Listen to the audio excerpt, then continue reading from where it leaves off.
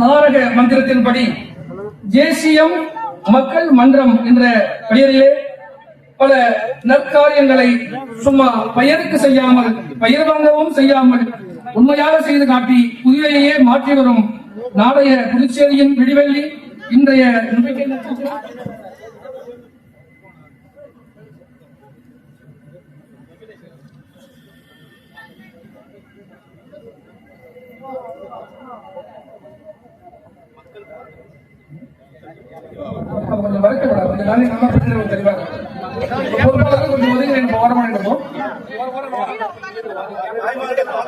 இன்றைய நம்பிக்கை நட்சத்திரம் விடியல் நாயகர், புதுச்சேரியின் புரட்சியாளர், ஏழைகளின் பங்காளர், எல்ஜேகே எனும் லட்சிய ஜனநாயக கட்சியின் தலைவரும் அலுவலருமான ஜோஸ் சார்லஸ் மார்டின் ஐயா அவர்களை திருப்பட்டணத்தின் சிம்மாசனம் எங்களை வாழவைத்த தெய்வம் புதுச்சேரியில் முன்னாள் சபாநாயகர், அமைச்சர் மாண்புமிகு தெய்வத்திரு விஎம்சி சிவகுமார் ஐயா அவர்களின் நினைவு நாளை நிகழ்ச்சிக்கும் நினைவஞ்சலி செலுத்த வந்த அவர்களை மாவட்ட மாநில பொறுப்பாளர்களையும் எல்ஜேகே லட்சிய ஜனநாயக கட்சியின் மாநில செயலாளர் திரு முருகானந்தம் அவர்களையும், காவி மண்டல பொதுச் செயலாளர் ஏகச் அப்துல் பாசித் அவர்களையும், புதுவை மண்டல பொதுச் செயலாளர் அவர்களையும், தாலி மண்டல பொதுச் செயலாளர் ஆரம்பம் அவர்களையும், மாநில செயலாளர் பிரபாகர் அவர்களையும் வருகிறவர்கள் என வரவேற்கிறோம்.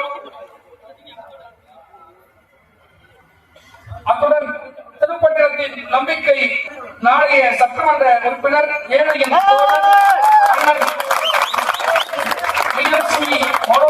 எம்ஏ அவர்களின் சீரிய தலைமையில் இந்த தொகுதியின் மாற்றத்திற்காகவும் மக்களின் நலனுக்காகவும் எல்ஜேகே எனும் லட்சிய ஜனநாயக கட்சியின் இணைப்பு விழாவிற்கு தந்துள்ள எல்ஜேகே கட்சியின் மாநில மாவட்ட தொகுதி பொறுப்பாளர்களையும், பிஎம்சி மனோகரன் அண்ணன் அவர்களின் அழைப்பை ஆணையாக ஏற்று வருகை தந்துள்ள தலைவர் தெய்வம் திரு விஎம்சி சிவகுமார் ஐயா அவர்களின் உண்மையான விசுவாசிகளையும், நம் இளம் சிங்கம், இன்றைய வழிகாட்டி, அமைதியின் உருவம் விஎம்சி சிவகுமார் மனோகரன் அண்ணன் அன்பர்களையும், நண்பர்களையும், தாய்மார்களையும், இளைஞர்களையும், இளைஞர்களையும், விவசாய குடிமக்களையும் வருகிறவர்கள் என விஎம்சி மனோ பேரவையின் சார்பாக வருகிறவர்கள் என வரவேற்கிறோம். அண்ணன் தலைவர் நமது இளம் சிங்கம் அண்ணன் மனோகரன் அவர்கள் இப்போது பேசுவார்கள். இன்றைக்கு என்னுடைய தெய்வம், என்னுடைய தந்தையார் அவர்களின் நினைவு நாளுக்கு வருகை புரிந்துள்ள புதுவையில் புதிய ஒரு வழிகாட்டியாக லட்சிய ஜனநாயக கட்சியின் சார்ந்த தலைவர், மரியாதைக்குரிய சகோதரர் ஜோஸ் சார்லஸ் மார்டின் அவர்களை, புதுவையின் வடவெளி தொகுதியை சார்ந்த மரியாதைக்குரிய சகோதரர் அண்ணன் சுரேஷ் அவர்களை, மற்றும் காரை மாவட்டத்தில் கட்சியின் சார்ந்த பொறுப்பாளர் மரியாதைக்குரிய சகோதரர் வழக்கறிஞர் முருகானந்தம் அவர்களே, அன்பு சகோதரர் அப்துல் பாசித் அவர்களே, மற்றும் அருமை சகோதரர் அறிமுகன் அவர்களே, தாய்மார்கள், பெரியவர்களே, தாய்மார்களே, அருமை சகோதர சகோதரிகளே மற்றும் பத்திரிகை நண்பர்களே, அனைவரும் வருக வருக என்று கூறி, இன்றைக்கு பாத்தீங்கன்னா அப்பா போனதுக்கு அப்புறம் ஒரு 10 ஆண்டு காலம் நம்ம தொகுதி என்ன நிலையில இருக்குன்னு உங்களுக்கு எல்லாருமே தெரியும்.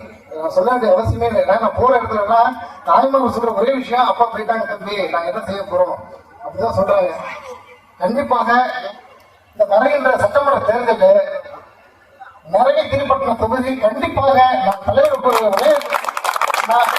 கண்டிப்பாக நிறைவேற்றப்பட்டோம். லட்சக்கணக்கான கட்சி வெற்றி பெற்று உங்கள் தலைமையில் ஆட்சி அமைந்து காரைக்கால் மாவட்டம் பின்தங்கிய மாவட்டம் அல்ல, ஒரு வளர்ச்சி மாவட்டமாக இருக்கும்.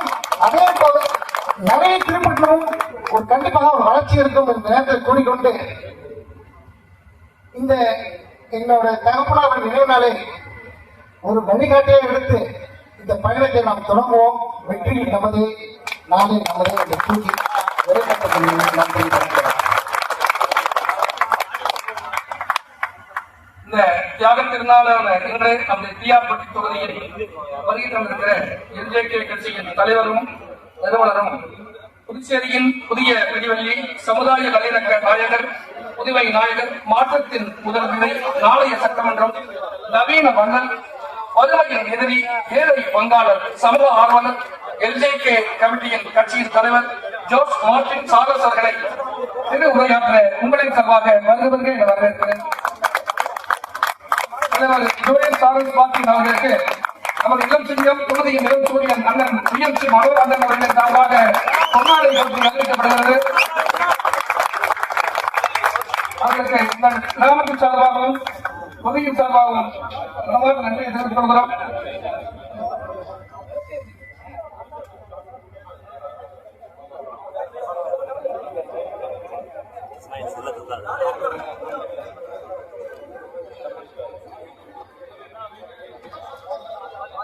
இன்னைக்கு ஐயா சிவகுமார் அவர்களுக்கு 9வது நினைவு நாள். அதுவா நினைவு நாளுக்கு அஞ்சலி செலுத்த வந்திருந்தோம். அண்ணன் மனோரன் இளம் சிங்கம்னு எல்லாம் சொல்றாங்க. இந்த கட்சியில அண்ணனுக்கும் சிங்கம் மாணவர் வீரர்கள் மட்டும்தான் இந்த கட்சியில இருக்கிறோம். நம்ம கட்சி பிளாக்லயே பாத்தீங்கன்னா சிங்கத்தோட தான் எல்லாத்தையும் வரவேற்கிறோம்.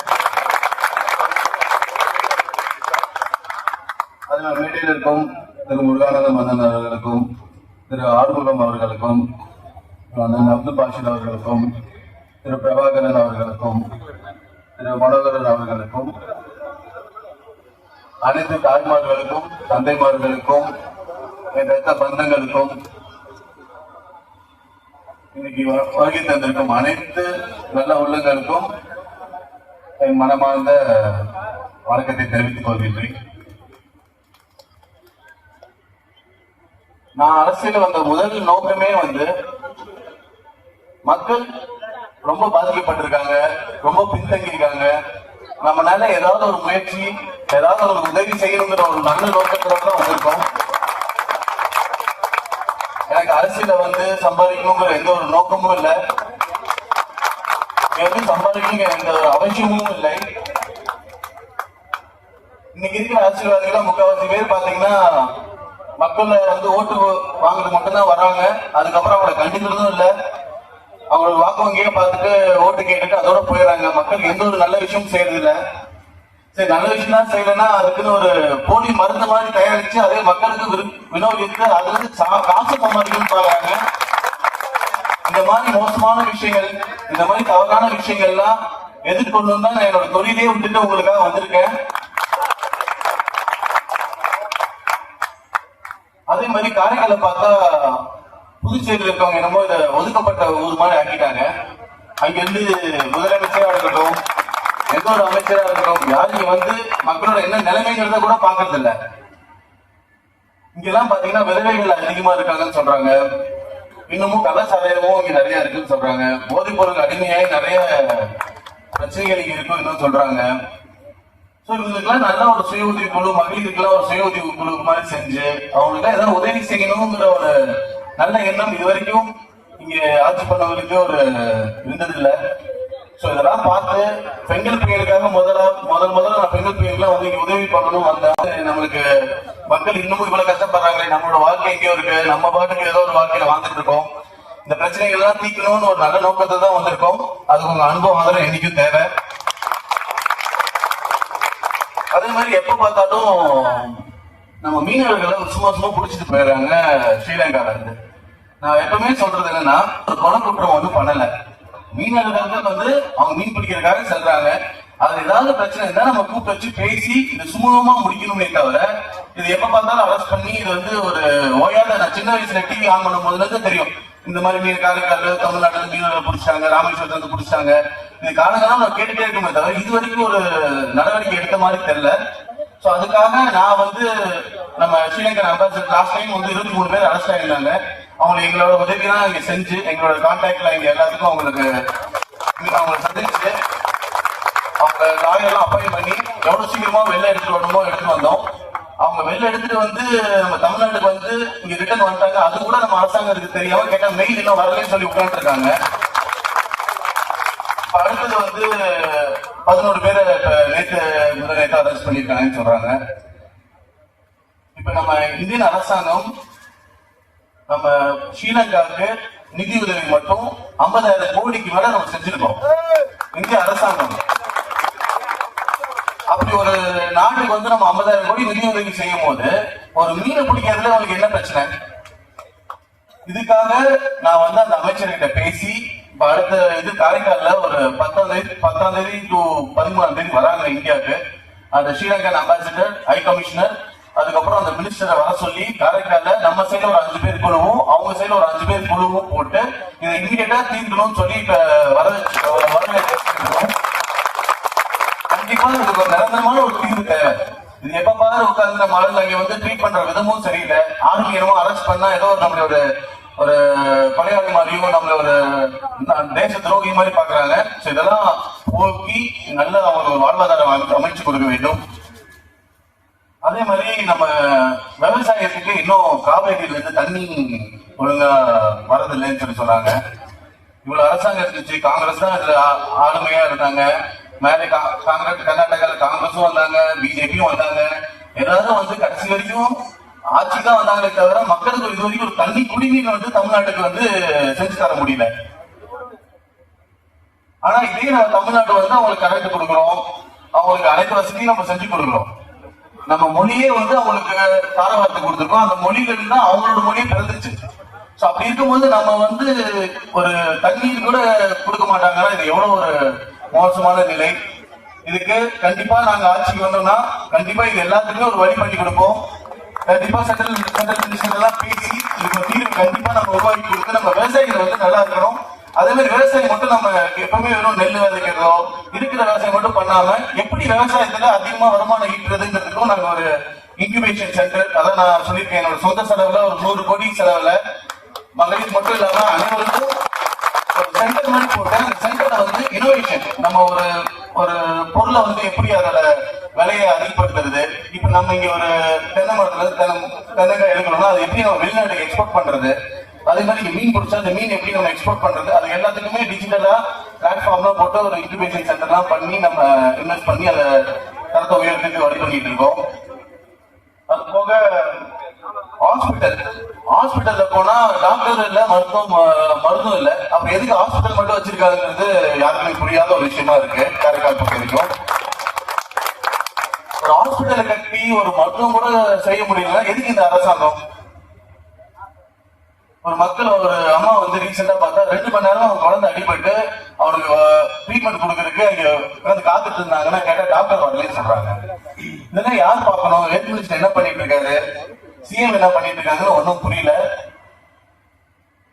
அது மாதிரி பிஷிங் அப்புறம் நீங்க வந்து அது ஒரு உருப்படியா அது ஒரு இடமோ அங்க வந்து நிறைய இந்த ட்ரெட்ஜிங் எல்லாம் பண்ணி வழிவகுத்து நம்ம மீனவர்கள் போட்டெல்லாம் வந்து அங்க ஹார்பர்ல இருந்து கடலுக்கு ஈஸியா போற மாதிரி செஞ்சு கொடுக்கணும்.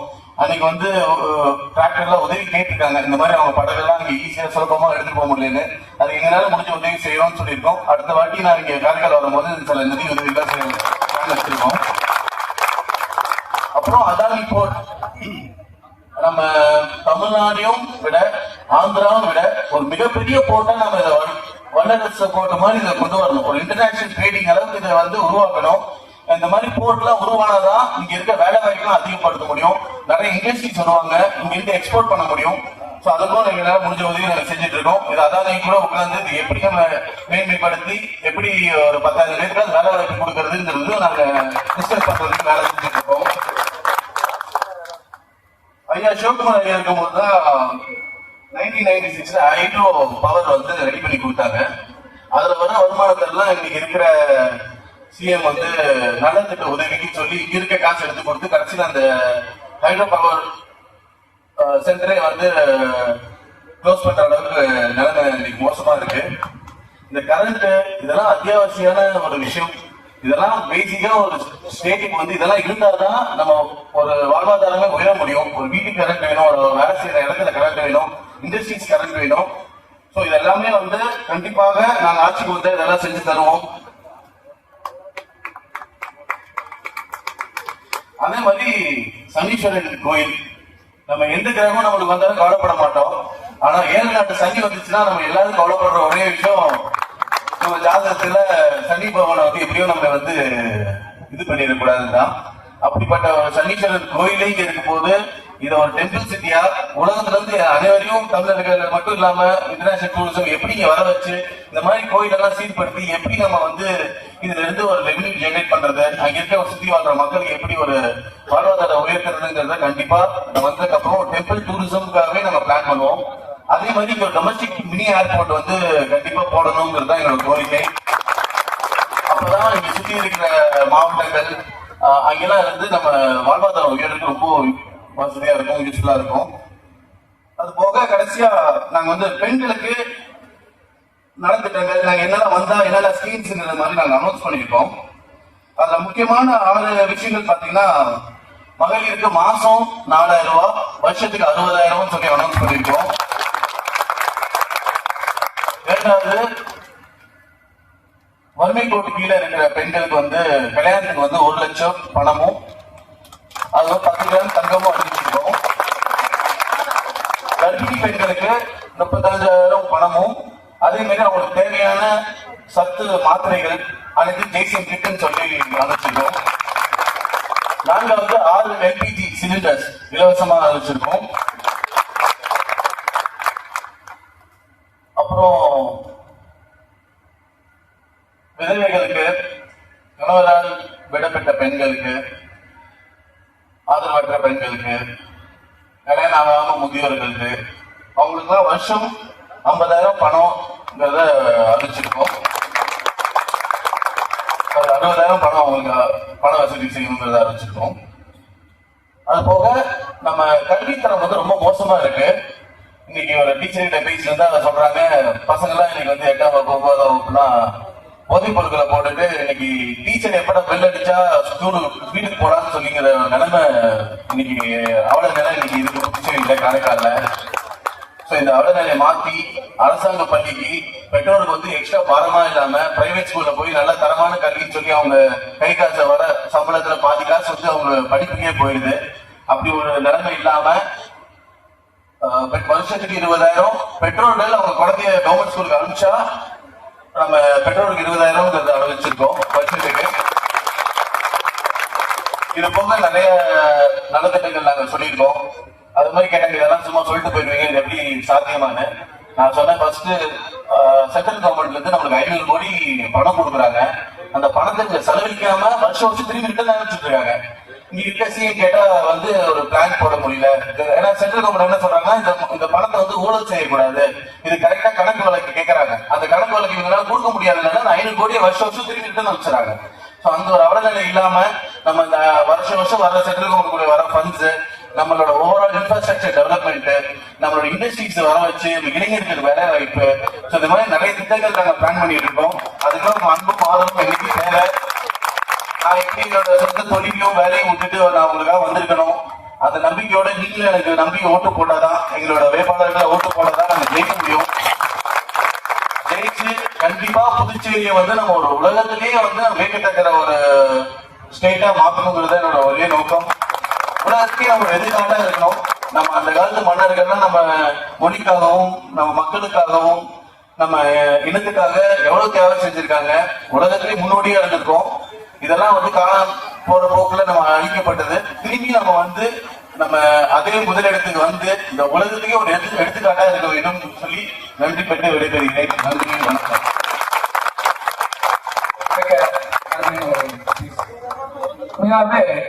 சாத்தியம் என்பது சொல்லல்ல செயல் என்ற தாரக மந்திரத்தை கொண்டு செய்து காட்டுகிறோம். அண்ணன் அவர்கள் இப்போது நலத்திட்ட உதவிகளை வழங்க இருக்கிறார். அவங்க அமைதியை வழிபடுவோம். ஐயா நிகழ்ச்சிக்கு கொஞ்சம் வழிவிட்டு தாய்மார்களுக்கு கொஞ்சம் வழி ஏற்படுத்தி கொடுப்போம். தெரியல 10 பேர் மட்டுமா, ரொம்ப வேண்டாம். நம்ம 10 பேர் மட்டும் முன்னாடி வருவோம். அது போல எல்லாரும் வாங்கிக்கலாம். எல்லாருக்குமே நம்ம பலத்த கனகோஷத்துடன் அண்ணர்களுக்கு இந்த மனவாளியிடம் அறிவிக்கப்படுகிறது.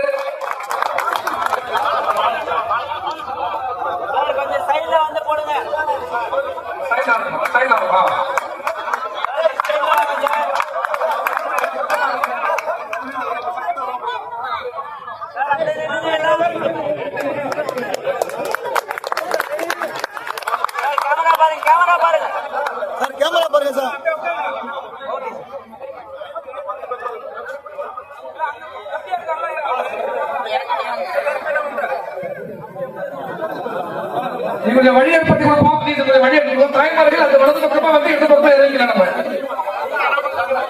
நம்ம 10 பேருமா 10 பேர் நம்ம மற்றவங்க அங்கேயே போனப்போ எல்லாருக்கும் நம்ம தேடி வரும்.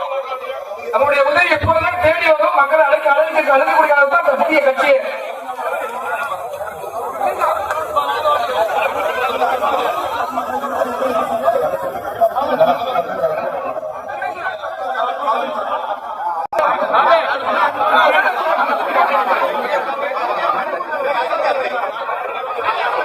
பாதை கொஞ்சம் ஏற்படுத்தி கொடுப்போம்.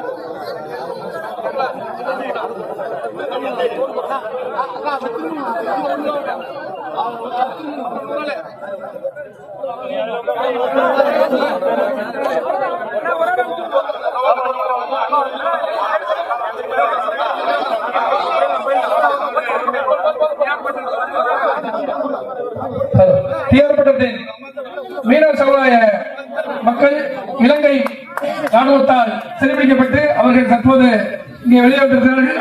அவர்கள் தலைவருக்கு கொண்டாடி பண்ணுவார்கள்.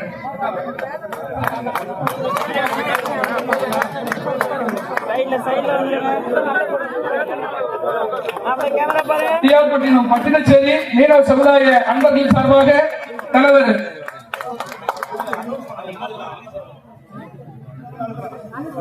இவர்தான் சிறைப்பிடிக்கப்பட்ட மீனவர்கள் இன்னைக்கு வெளியில் வந்திருக்காங்க. தலைவருடைய சீரிய முயற்சியாளர் மீனவ சமுதாய நம்முடைய சகோதரர்கள் இன்னைக்கு தலைவருடைய மிகப்பெரிய முயற்சியாளர் இன்னைக்கு வெளியில் வந்திருக்கிறாங்க. அவர்களை நன்றி தெரிவிக்குமாறு அற்பமாக இந்த அவர்களுக்கு சாலை போடப்பட்டு கௌரவிக்கப்படுகிறது.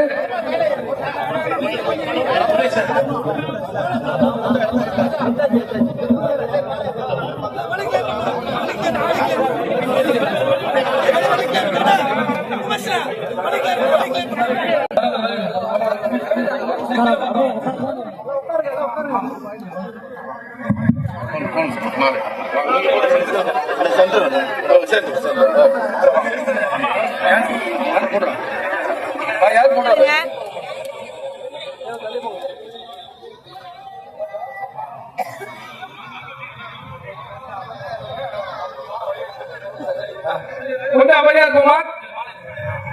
கொஞ்சம் அமைதியா இருப்போம். தலைவர் நம்ம வழி அமைச்சிட்டு நம்ம மற்ற பணிகளை தொடங்கலாம்.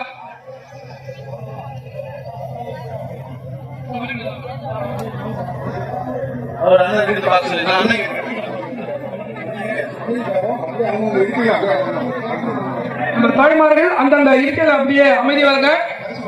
பரிசு பொருட்கள் தேடி வரும். மக்களை தேடி வரக்கூடிய கட்சி தான் இது.